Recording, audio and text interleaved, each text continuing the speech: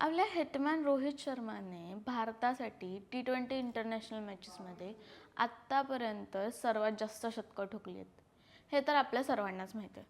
पण तुम्हाला माहिती आहे का T20 डोमेस्टिक मॅचेसमध्ये शतक ठोकणारा पहिला भारतीय कोण?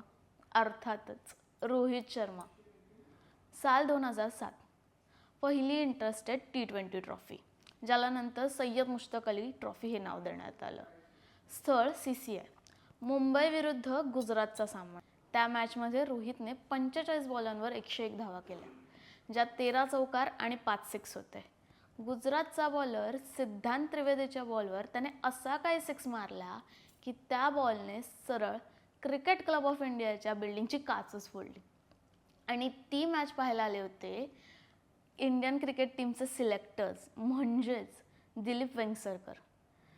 त्या मॅचने रोहित शर्मासाठी इंटरनॅशनल क्रिकेटची दारं उघडली आणि ब्रेबॉर्न स्टेडियमच्या काचा त्या दिवशी अशा काही कडाडल्या की प्रत्येकाच्या नजरा फक्त रोहित शर्मावर होत्या.